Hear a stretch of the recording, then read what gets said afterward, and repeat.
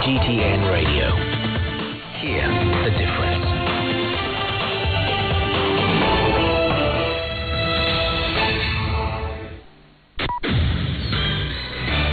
Now the news. I'm Tianlu. The U.S. military says the United States has carried out retaliatory strikes in Iraq and Syria against facilities linked to Iran's Revolutionary Guards. The move follows a deadly attack in Jordan that killed 3 U.S. troops. The strikes are believed to be the first in a multi-tiered response by President Joe Biden's administration. Syrian media say there were a number of casualties after what they call an American aggression in desert areas and along the Syrian and Iraqi border. The Jordan attack was the first deadly strike against U.S. troops since the Israel-Hamas conflict erupted in October and marked a major escalation in tensions. Francis Coe reports. President Biden had said the U.S. would retaliate in a time of its choosing, and here we are. This is part of an official statement we got earlier from the U.S. Central Command. U.S. military forces struck more than 85 targets with numerous aircraft. Some of those facilities struck included command and control operations and intelligence centers. Now, President Biden said in his statement that the Pentagon will continue attacks at the times and places of its choosing. It is expected these retaliatory strikes will unfold over the next several days and possibly weeks. Yemen's Houthi group says they have fired ballistic missiles at targets in the Israeli city of Eilat.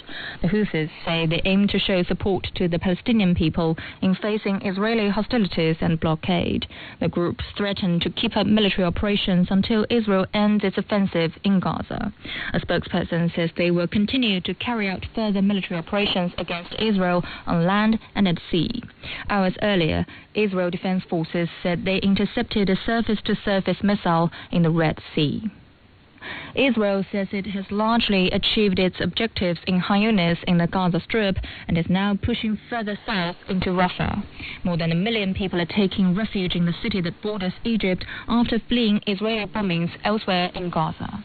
Meanwhile, eyewitnesses say the Israeli army has withdrawn from wide areas in northern Gaza for the first time since the start of the ground operation. Associated Press News Director John Gambriel has more. A lot of the Israeli attention is focused on Khan Yunis. They're still off and on fighting, but we heard from the Israeli Defense Minister Gallant that says they want to now turn their attention on Rafah. This is important for a couple of reasons. Number one, there's over 1 million Palestinians who fled from northern Gaza at the start of this offensive. They're now in Rafah. And meanwhile, you also have the danger of this escalating tensions with Egypt. We've heard from the Egyptians as this war has gone on that they do not want to see Palestinians flee Gaza into Egypt. They say that would be destabilizing for Egypt's political scene. They also say that would allow Israel to potentially seize that Palestinian land in the Gaza Strip and reoccupy. The World Health Organization says Ethiopia has reported more than 320,000 new malaria cases since the beginning of this year.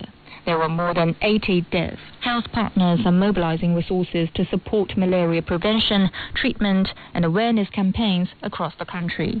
Malaria infections have been surging in Africa's second most populous nation. The WHO said last year that Ethiopia had recorded the highest number of cases in at least 7 years.